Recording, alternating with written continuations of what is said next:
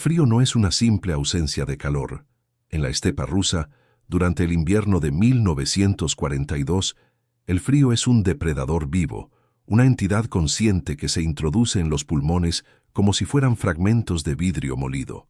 El termómetro se ha desplomado hasta los 50 grados bajo cero, una cifra que la mente humana no alcanza a comprender hasta que siente cómo el líquido de sus propios globos oculares comienza a cristalizarse.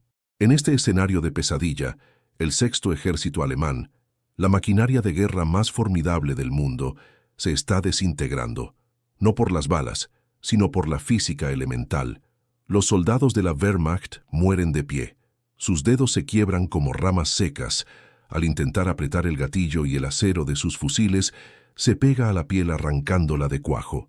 Sin embargo, en medio de este apocalipsis blanco, ocurre algo que desafía toda lógica militar y biológica. Imagina a una patrulla alemana avanzando con dificultad por un desfiladero cubierto de nieve virgen. Los hombres están envueltos en mantas sucias, con los pies envueltos en periódicos y paja, temblando de forma incontrolable. De repente, el teniente al mando se detiene en seco. Frente a ellos, apostados en una loma, hay 50 soldados soviéticos. No tienen tiendas de campaña, no hay hogueras que desprendan el más mínimo rastro de humo. Ni siquiera llevan los pesados capotes de lana que suelen usar los batallones de Siberia. Están allí, de pie o sentados, cubiertos por una fina capa de escarcha que los hace parecer estatuas de mármol blanco erigidas en honor a la muerte. El oficial alemán, convencido de que se ha topado con un pelotón que sucumbió a la hipotermia durante la noche, se acerca con cautela, con la bayoneta calada, para confirmar el hallazgo. El silencio es tan absoluto que el crujido de su bota sobre el hielo suena como un disparo. Cuando está a escasos 2 metros de lo que parece ser un cadáver congelado, sucede lo imposible. Uno de los soldados rusos, cuya piel tiene un tono azulado y macilento, abre los ojos. No hay rastro de temblor en su cuerpo ni una pizca de duda en su mirada. Con una precisión quirúrgica y una velocidad sobrehumana, el soldado levanta su fusil Mosin Nagant y antes de que el teniente alemán pueda siquiera gritar, le atraviesa el cráneo con un disparo certero. Aquellos hombres no estaban muertos. Estaban esperando. Este es el inicio de un misterio que la historia oficial ha preferido mantener bajo el peso de la nieve. Mi nombre es Alexei, y en aquel entonces yo era un joven médico militar con apenas experiencia, recién salido de una academia acelerada en Moscú. Mi destino no fue un hospital de campaña ni una unidad de infantería convencional. Fui asignado a una unidad de élite que operaba bajo el más absoluto secreto, un grupo que solo existía en los documentos clasificados bajo el nombre en clave Termos. Mi llegada al frente fue un choque brutal.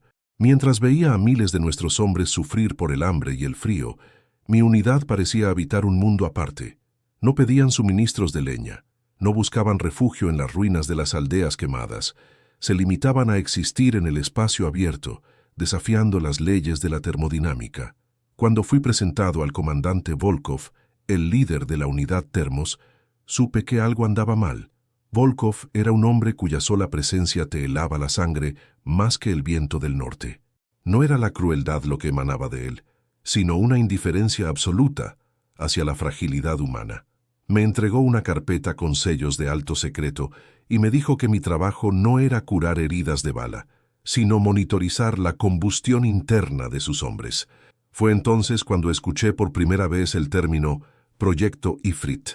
En la mitología, un Ifrit es un ser de fuego, un espíritu nacido de las llamas. En el contexto de la Gran Guerra Patria, era el nombre de un experimento científico que buscaba convertir al soldado soviético en un arma climática. El proyecto Ifrit no se basaba en tecnología de calefacción externa ni en uniformes especiales. El secreto era mucho más oscuro y perturbador. Se trataba de un proceso biológico alterado a través de una técnica de hipoxia controlada y la administración de un compuesto químico derivado de hongos endémicos de la tundra ártica, unos organismos que solo crecían en las zonas donde el suelo nunca se descongela. Estos hongos contenían una sustancia que, al ser sintetizada y refinada, alteraba drásticamente la circulación periférica del cuerpo humano.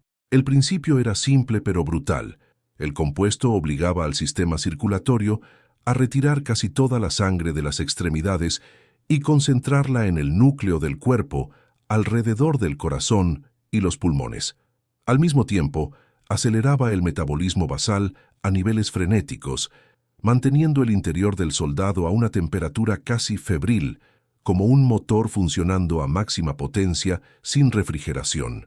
La primera vez que tuve que examinar a uno de estos soldados, mi mano tembló.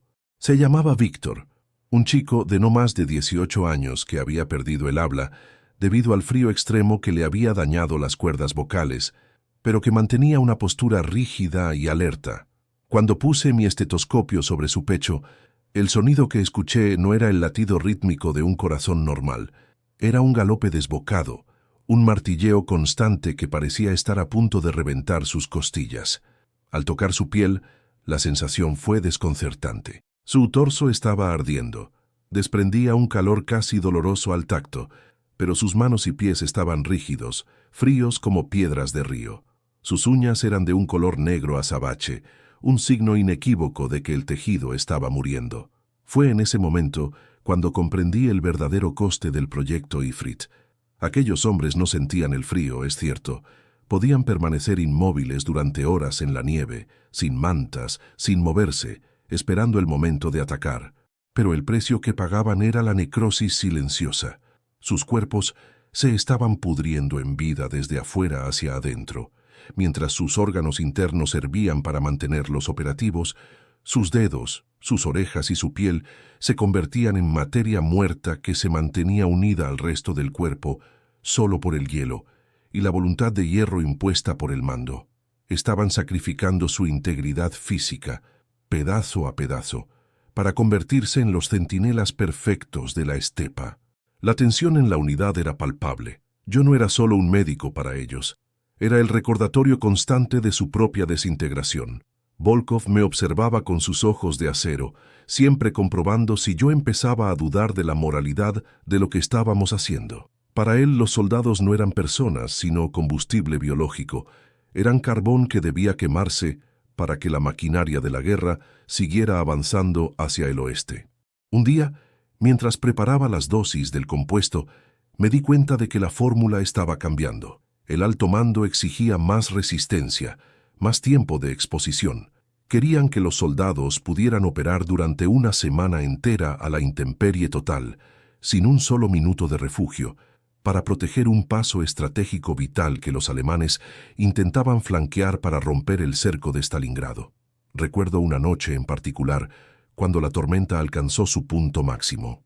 El viento aullaba como un animal herido, y la visibilidad era nula. Estábamos rodeados por el enemigo, atrapados en una posición elevada. Los alemanes sabían que estábamos allí, pero no se atrevían a subir, esperando que el invierno hiciera el trabajo sucio por ellos. Estaban convencidos de que nadie podría sobrevivir a esa noche sin fuego. En el refugio subterráneo que servía de puesto de mando, Volkov me ordenó duplicar la dosis de la sustancia Ifrit para todos los hombres. Le advertí que eso aceleraría la necrosis, que muchos perderían los pies o las manos antes del amanecer. Su respuesta fue una frase que todavía resuena en mis pesadillas. Un soldado sin pies aún puede apretar un gatillo, doctor. Un soldado muerto por el frío solo sirve para estorbar en la trinchera. Esa noche, mientras administraba las inyecciones, establecí un vínculo silencioso con el joven Víctor. Él me miró a los ojos mientras el líquido ámbar entraba en sus venas. No había miedo en su mirada, solo una resignación infinita. En su bolsillo guardaba una carta arrugada, dirigida a su madre en un pequeño pueblo cerca del Volga. Me hizo un gesto casi imperceptible para que la guardara yo. Sabía que sus manos pronto dejarían de ser funcionales.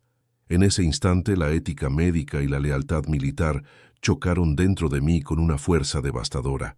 ¿Debía seguir siendo el cómplice de esta carnicería química que los mantenía calientes, pero los mataba por dentro?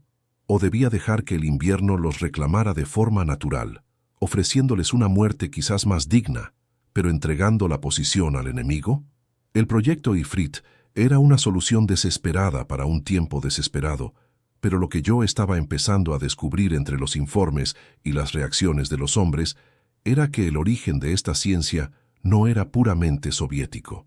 Había algo más antiguo, algo extraído de la tierra misma de Rusia, que se remontaba a siglos atrás, a rituales olvidados y sacrificios humanos que el régimen había rescatado de las sombras para alimentar su victoria. Mientras el viento golpeaba la entrada de nuestro búnker, me di cuenta de que el aliento de los muertos no era una metáfora.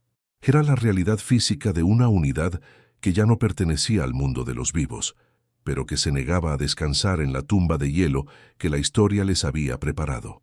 A medida que las horas pasaban y el frío se intensificaba hasta lo insoportable, la unidad Termos se preparaba para lo que sería su prueba de fuego definitiva. El paso estratégico no podía caer. Los hombres salieron a la superficie, uno a uno, fundiéndose con la blancura absoluta. No emitían vapor al respirar, pues el compuesto químico optimizaba el intercambio de gases de tal forma que apenas desperdiciaban calor hacia el exterior. Eran fantasmas térmicos, invisibles para los binoculares alemanes, pero cargados con una energía interna que los consumía por dentro. Yo me quedé atrás, observando cómo se alejaban, sabiendo que cada paso que daban sobre la nieve era un paso hacia su propia destrucción irreversible. El verdadero horror no era el enemigo que esperaba en el valle, sino el secreto que cada uno de ellos llevaba en su propia sangre. Y mientras la oscuridad total se cernía sobre la estepa, empecé a sospechar que el comandante Volkov ocultaba algo aún más oscuro, algo que ni siquiera los científicos del proyecto se habían atrevido a poner por escrito. La supervivencia en el frente ruso no dependía de la valentía ni siquiera de la química, sino de cuánto de tu propia humanidad estuvieras dispuesto a quemar para mantenerte caliente. La tormenta no cedió. Al contrario, se convirtió en una presencia física, un muro de blanco absoluto que borraba la distinción entre el cielo y la tierra. En el interior del búnker improvisado, el aire era espeso, cargado con el olor metálico de la sangre y algo más, un aroma dulzón y persistente que se adhería a la parte posterior de mi garganta, el olor de la carne que muere mientras el corazón sigue latiendo. Mis manos, a pesar de estar cerca de la pequeña estufa de queroseno, no dejaban de temblar. No era solo el frío, era la carga de los informes médicos que se amontonaban sobre mi mesa. Los datos no mentían, pero lo que decían era una blasfemia contra la vida. La situación del sexto ejército alemán fuera de nuestras líneas era desesperada, pero la nuestra se estaba convirtiendo en algo que escapaba a toda comprensión militar. Los suministros estaban cortados, no había llegado comida ni munición en 3 días, y lo más grave era que mis reservas del compuesto Ifrit se estaban agotando. Sin la sustancia, el metabolismo acelerado de los hombres se colapsaría en cuestión de horas. Sus cuerpos, acostumbrados a generar un calor volcánico de forma artificial, caerían en una hipotermia fulminante que los mataría antes de que pudieran dar un paso.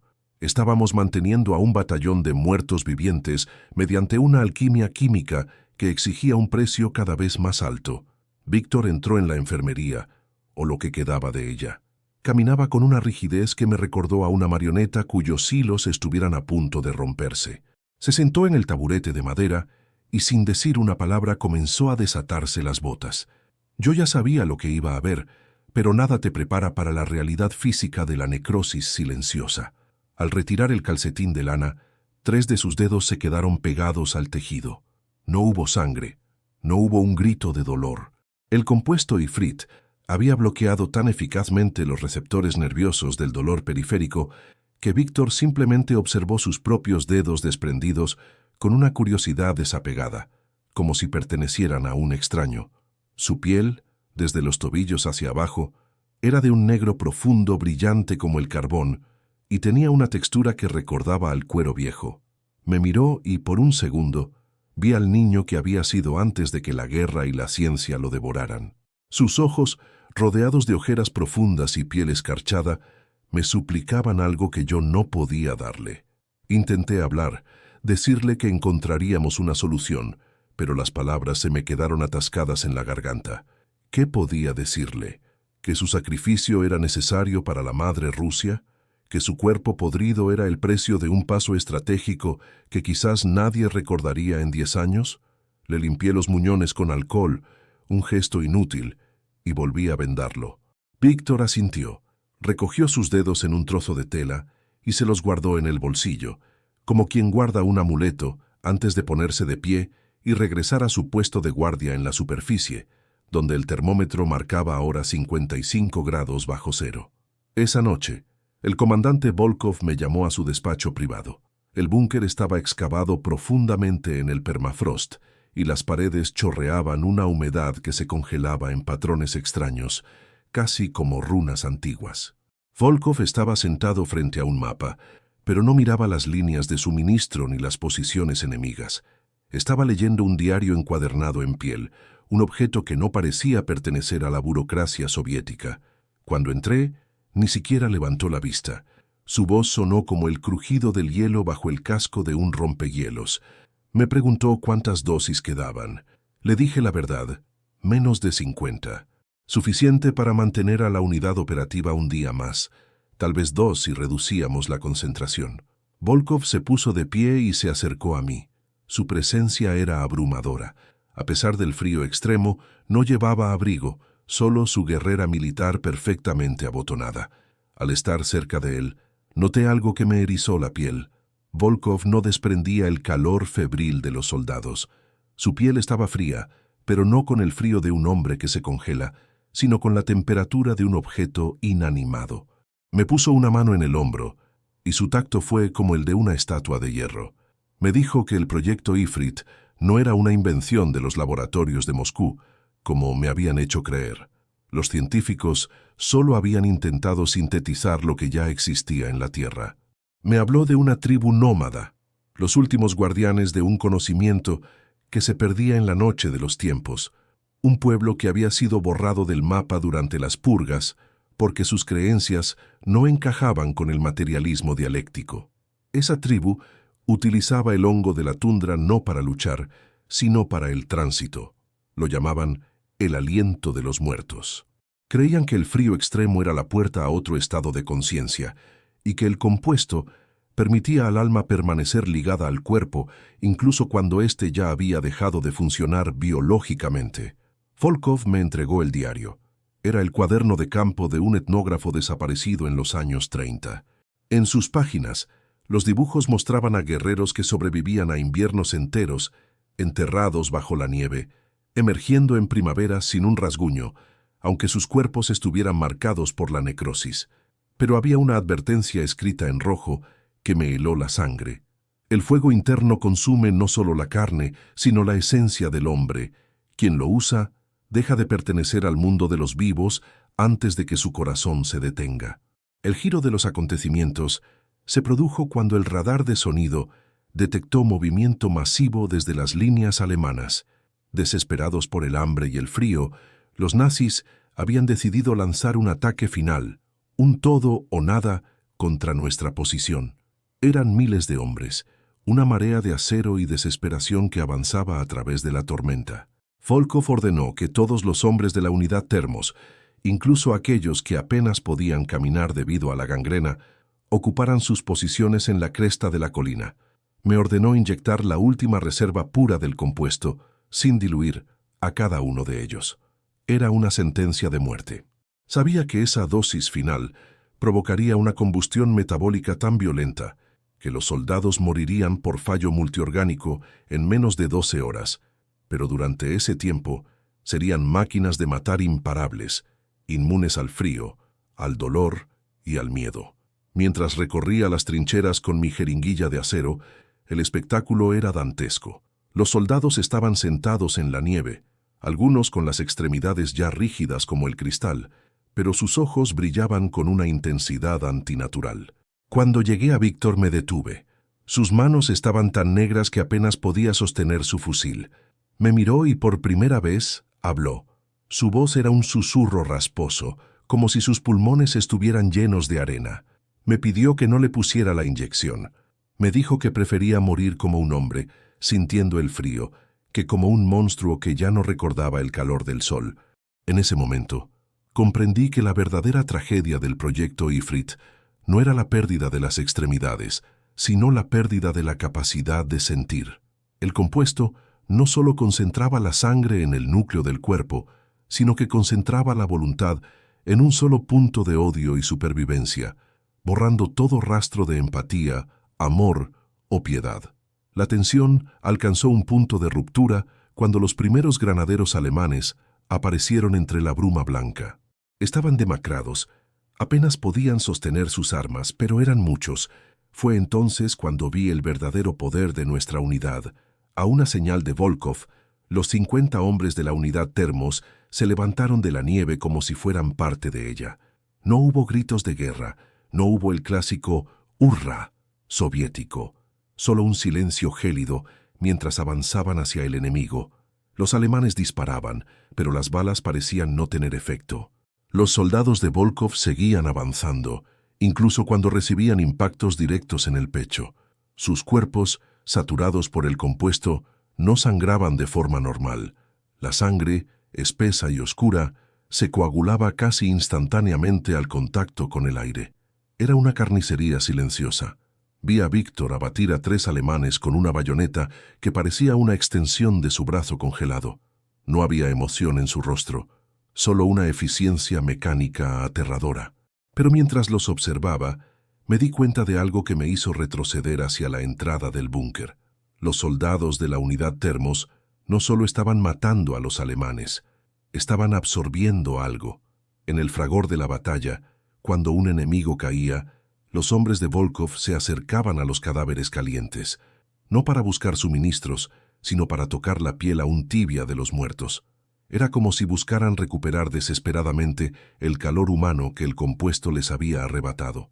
El comandante Volkov observaba la escena desde lo alto, con una sonrisa que no era de triunfo, sino de hambre. Fue en ese momento cuando encontré la última anotación en el diario del etnógrafo.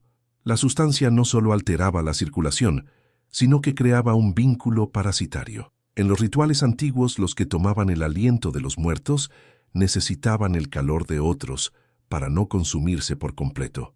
El proyecto Ifrit no era solo una herramienta de supervivencia, era un mecanismo de transferencia biológica. Volkov no estaba allí para ganar la batalla por Rusia.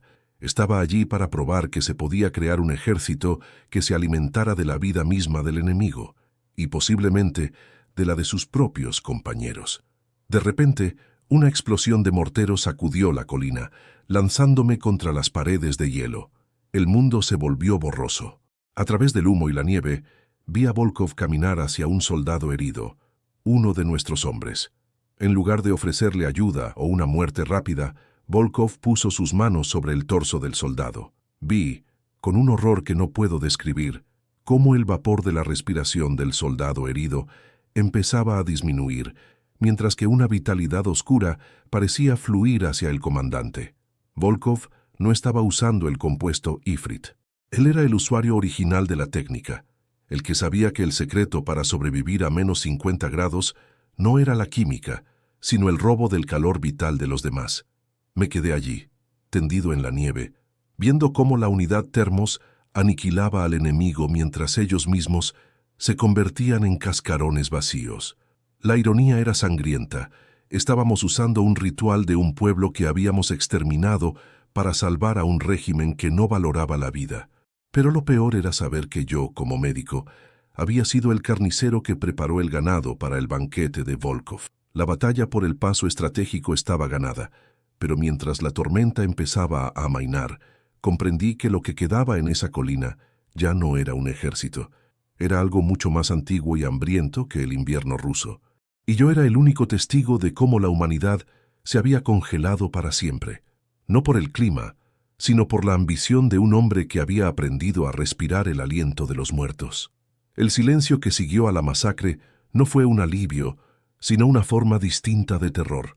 La colina, que horas antes era un campo de batalla frenético, se había convertido en un osario de cristal y ceniza. Los cuerpos de los soldados alemanes yacían esparcidos como muñecos de trapo rotos, sus rostros congelados en rictus de puro espanto. Pero eran nuestros propios hombres, los supervivientes de la unidad Termos, quienes ofrecían la visión más perturbadora. Estaban allí, de pie entre la niebla, exhalando un calor que hacía que la nieve a su alrededor se derritiera y volviera a congelarse instantáneamente, creando pequeños pedestales de hielo bajo sus botas. Sus movimientos eran lentos, pesados, como si cada fibra de sus músculos estuviera luchando contra una rigidez que ya no era solo climática, sino estructural. Mis manos, enguantadas en cuero manchado de fluidos que se negaban a evaporarse, buscaban latidos donde solo había ceniza biológica. Al intentar examinar a uno de los suboficiales, el sargento Ivanov, mi estetoscopio se pegó a su uniforme y al retirarlo, arrancó un jirón de tela junto con una capa de piel que no sangró. Ivanov no se inmutó. Sus ojos, antes de un azul vibrante, ahora estaban nublados por cataratas prematuras inducidas por la deshidratación extrema del compuesto. Me di cuenta de que el proyecto Ifrit había cruzado un umbral sin retorno. La situación no solo era peor, era terminal. El metabolismo de estos hombres estaba consumiendo sus propias reservas de grasa, músculo y, finalmente, tejido conectivo. Estaban operando con el último aliento de sus mitocondrias, quemando los cimientos de su propia existencia para mantener el núcleo a 38 grados, mientras el mundo exterior gritaba a -50. El agotamiento de los suministros químicos nos puso contra la pared. Sin la dosis de mantenimiento, el efecto rebote sería como apagar un alto horno de golpe. El metal se agrieta y se rompe. Empecé a notar que los hombres ya no se hablaban. El lenguaje requiere una coordinación muscular y una energía que sus cerebros ya no consideraban prioritaria. Se comunicaban mediante gestos mínimos, miradas que contenían siglos de cansancio. En ese silencio sepulcral, mi propia mente se convirtió en mi peor enemiga. Cada vez que cerraba los ojos, veía las fórmulas químicas transformándose en cadenas que arrastraban a estos jóvenes hacia un abismo donde el fuego y el hielo eran la misma cosa. ¿Qué queda de un hombre cuando le quitas el dolor? Resulta que el dolor es una de las anclas más fuertes que tenemos con la realidad. Sin él, los soldados de Volkov se estaban desprendiendo de su humanidad, convirtiéndose en espectros que solo conocían la directriz de resistir. Me refugié en el rincón más oscuro del búnker, aferrando el diario del etnógrafo que Volkov me había entregado. Las páginas, amarillentas y quebradizas, susurraban verdades que la ciencia soviética nunca se atrevería a admitir. El pueblo nómada que originalmente descubrió el hongo Ifrit no lo llamaba medicina. Lo llamaban el préstamo del demonio. Según sus mitos, el calor que el hongo generaba no venía de la nada. Era calor robado del futuro del individuo. Cada hora de supervivencia en el frío extremo le costaba al hombre 10 años de vida potencial. El cálculo era macabro.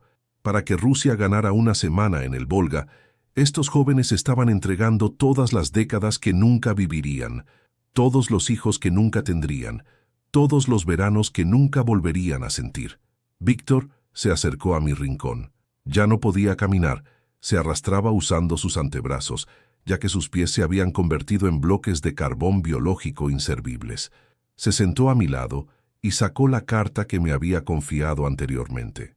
Sus labios estaban tan agrietados que cada vez que intentaba formar una palabra, la piel se abría como papel seco. Logró articular un solo nombre: Marilla. Supuse que era su madre o quizás una hermana. En ese momento, la profundidad emocional de nuestra situación me golpeó con la fuerza de una luz. Estábamos en el centro de un experimento que ignoraba el alma, pero el alma se negaba a morir. Víctor, a pesar de estar podrido por dentro, a pesar de ser una herramienta de guerra sacrificable, seguía aferrado al recuerdo de una mujer en una granja lejana. Su humanidad era una llama pequeña y parpadeante que el compuesto Ifrit no había podido extinguir del todo, y eso me dio un rayo de esperanza y al mismo tiempo una angustia insoportable. Decidí confrontar a Volkov. Salí a la superficie, desafiando el viento que ahora traía consigo fragmentos de hielo que cortaban como cuchillas. Lo encontré en el borde de la trinchera, observando el horizonte con una calma que no era humana. Le grité que debíamos detenernos, que debíamos evacuar a los hombres antes de que el compuesto los consumiera por completo. Le dije que el diario advertía sobre las consecuencias, sobre la pérdida de la esencia. Volkov no se giró. Se limitó a señalar hacia el valle, donde las luces de los convoyes alemanes empezaban a brillar de nuevo. Estaban lanzando un segundo ataque, una fuerza de reserva que superaba en 10-1 lo que nos quedaba. «Doctor», dijo con su voz de glaciar, «¿cree que a la historia le importa la esencia de 50 hombres? La historia solo cuenta los pasos que no se dieron. Estos hombres ya no son individuos, son la muralla de Rusia, y una muralla no necesita alma, solo necesita no caer». Fue entonces cuando ocurrió el incidente que cambió mi percepción de todo. Una patrulla de reconocimiento alemana, perdida en la tormenta, tropezó directamente con nuestra posición. En lugar de disparar, uno de los soldados alemanes, un chico que no parecía tener más de 16 años, cayó de rodillas, sollozando, suplicando por un poco de calor. Estaba tan congelado que su fusil se le había caído de las manos. Uno de nuestros hombres, el cabo Smirnov, se acercó a él. Por un segundo, pensé que Smirnov mostraría compasión, pero Smirnov no lo ayudó. Lo agarró por el cuello y en un acto que desafiaba toda lógica médica, hundió sus dedos en el cuello del alemán. No fue un estrangulamiento, fue algo más. Vi cómo el vapor de la respiración del alemán se transfería casi físicamente hacia Smirnov. El alemán se marchitó, se volvió gris y rígido en segundos, mientras que la piel de Smirnov recuperaba por un instante un tono rosado saludable. Me quedé paralizado. El giro era total. El proyecto Ifrit no era solo una alteración metabólica, era un mecanismo de transferencia de energía vital. La sustancia actuaba como un catalizador para que el cuerpo del usuario absorbiera el calor térmico y biológico de cualquier fuente viva cercana. Los nómadas usaban esto para sobrevivir a las tormentas, abrazando a su ganado, pero el ejército lo había convertido en un arma de vampirismo térmico. Por eso Volkov no necesitaba el compuesto. Él había perfeccionado la técnica de tal manera que podía extraer el calor de sus propios hombres, de los heridos, de cualquiera que estuviera a su alcance. Él era el parásito definitivo en el corazón de la tormenta. La tensión escaló cuando me di cuenta de que Volkov me estaba observando mientras yo procesaba esta revelación. Sabía que yo lo había visto. Sabía que yo comprendía ahora por qué no había enviado suministros médicos reales, sino solo más del compuesto. No quería curarlos. Quería mantenerlos en ese estado de hambre térmica, para que fueran depredadores más efectivos contra el enemigo y, si era necesario, fuentes de calor para él mismo. La supervivencia, Alexei, es una ecuación de suma cero, susurró, acercándose a mí. Sentí el frío que emanaba de él, un frío absoluto que parecía absorber la luz a su alrededor. Para que uno viva en este infierno, otros deben enfriarse. Es la ley de la estepa, es la ley de la guerra. En ese momento, una nueva tormenta, la temida tormenta blanca, comenzó a descender sobre nosotros. Era una ceguera total, un rugido que impedía oír tus propios pensamientos. En medio de ese caos de nieve y sombras, el batallón alemán lanzó su asalto masivo. Ya no eran solo soldados contra soldados, era una lucha entre la desesperación humana y una aberración biológica.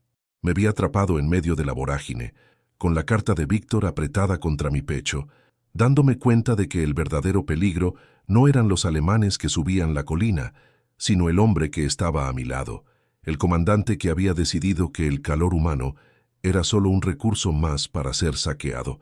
La unidad Termos se lanzó al combate por última vez. Eran sombras ardientes moviéndose a través de un mundo blanco. Cada vez que tocaban a un enemigo, éste caía como si el sol mismo le hubiera robado el alma. Pero con cada muerte, ellos mismos se volvían menos humanos, más parecidos a las estatuas de hielo que yo había visto al llegar. Empecé a correr, no hacia la batalla, sino hacia Víctor, que seguía en el búnker. Tenía que sacarlo de allí. Tenía que salvar al menos un rastro de esa humanidad antes de que Volkov decidiera que el joven soldado era el próximo combustible que necesitaba para pasar la noche. La ironía final me golpeó.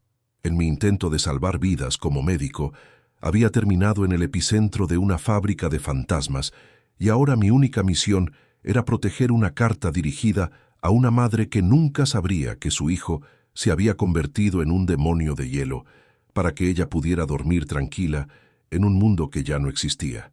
El clímax de esta locura estaba a punto de estallar bajo el sudario de la tormenta blanca. La tormenta blanca no era una tempestad ordinaria, era el aliento mismo del cosmos tratando de borrar cualquier rastro de vida sobre la estepa.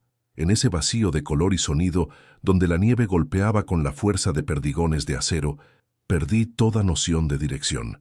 Mis pulmones ardían no por el calor del compuesto Ifrit, sino por el aire gélido que amenazaba con congelar mis bronquios desde dentro. Me arrastré hacia el búnker, guiado por un instinto primario buscando a Víctor. Sabía que el final de la unidad Termos estaba ocurriendo en ese preciso instante, no bajo las balas alemanas, sino bajo la ambición de un hombre que había dejado de ser humano mucho antes de que el primer copo de nieve cayera sobre Stalingrado.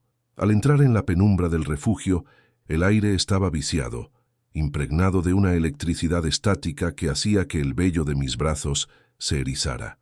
En el centro de la sala, bajo la luz parpadeante de una lámpara de aceite moribunda, estaba Volkov.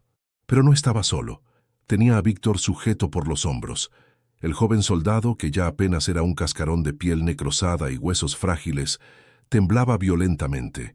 No era el temblor de la hipotermia, sino el estertor de alguien a quien le están arrancando la chispa vital. Volkov tenía sus manos desnudas sobre el pecho de Víctor, y pude ver, con una claridad que me perseguirá hasta la tumba, cómo una neblina de vapor dorado fluía desde los labios del muchacho hacia la boca entreabierta del comandante.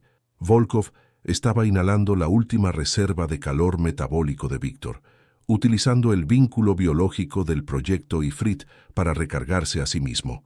«¡Deténgase!», grité, desenfundando mi pistola de servicio con dedos entumecidos. Mi voz sonó pequeña frente al rugido del viento exterior. Volkov giró la cabeza lentamente. Sus ojos ya no eran humanos, eran dos pozos de un blanco lechoso, brillantes por la energía robada. Víctor se desplomó en el suelo, su cuerpo instantáneamente cubierto por una capa de escarcha, rígido como una piedra. Ya no era un soldado, era un monumento al descarte humano.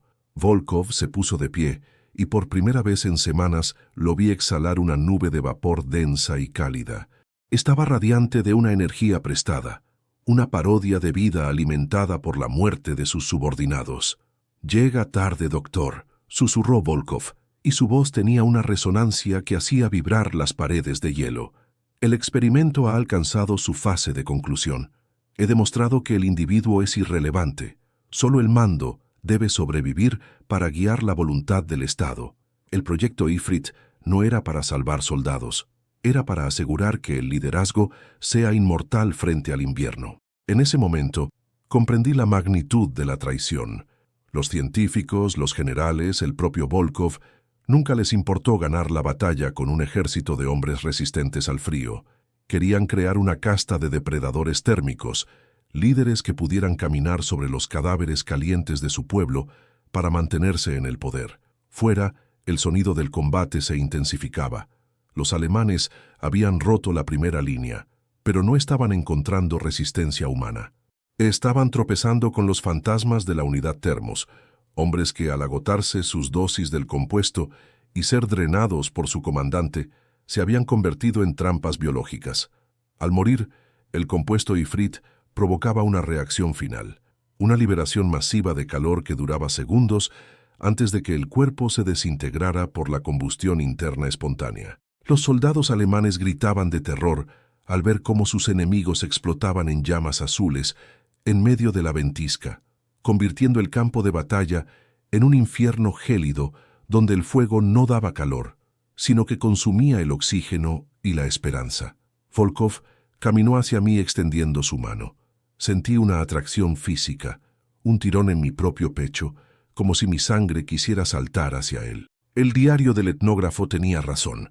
El aliento de los muertos era una maldición de necesidad infinita. Una vez que empiezas a alimentarte del calor ajeno, nunca es suficiente. El frío del universo siempre es mayor que la suma de todas las vidas humanas. «Usted es el último, Alexei», dijo con una sonrisa depredadora. «Usted tiene salud, tiene sangre joven. Su calor me permitirá cruzar las líneas enemigas y llevar este secreto de vuelta a Moscú. Será un héroe de la Unión Soviética». Póstumamente. En un acto de desesperación pura, Recordé las propiedades químicas del compuesto que yo mismo había refinado. El ifrit era altamente inestable cuando se mezclaba con alcohol puro. Metí la mano en mi maletín médico y saqué el último frasco de concentrado, junto con una botella de desinfectante. Volkov se lanzó sobre mí. Su fuerza era antinatural. Sus manos quemaban como hierro al rojo vivo donde tocaban mi piel. Forcejeamos en el suelo helado, mientras el búnker empezaba a colapsar bajo el peso de la nieve y las explosiones exteriores. Con un último esfuerzo, logré romper el frasco de ifrit contra el pecho de Volkov y, acto seguido, derramé el alcohol sobre la mezcla. Lo que ocurrió a continuación no fue una explosión de fuego, sino una implosión de frío. La reacción química, al verse privada de un huésped biológico estable y ser catalizada por el alcohol, invirtió el proceso termodinámico. En lugar de generar calor, empezó a absorberlo de forma violenta y absoluta del entorno inmediato. Volkov soltó un alarido que se transformó rápidamente en el crujido del hielo rompiéndose. Vi cómo sus ojos se congelaban, cómo su piel se tornaba de un blanco translúcido y cómo su cuerpo entero se convertía en una estatua de cristal en cuestión de segundos. El parásito térmico había sido consumido por la propia insaciabilidad de su creación. El calor que había robado a Víctor, a Smirnov y a tantos otros fue reclamado por el vacío en un instante de justicia poética. Me quedé allí, jadeando, mientras el búnker terminaba de derrumbarse. El cuerpo de Volkov se hizo añicos bajo los escombros de hielo. Logré arrastrarme hacia la salida, sintiendo que mis propias fuerzas me abandonaban. Al salir a la superficie, la tormenta blanca estaba amainando. El sol de la mañana, un disco pálido y sin fuerza, empezaba a asomar por el horizonte. El campo de batalla era un cementerio de cenizas azules y figuras de hielo. Los alemanes se habían retirado. Habían huido ante un horror que sus mentes racionales no podían procesar. El paso estratégico estaba a salvo, pero a un coste que ninguna nación debería estar dispuesta a pagar. Caminé entre los restos de mi unidad. Encontré lo que quedaba de Víctor.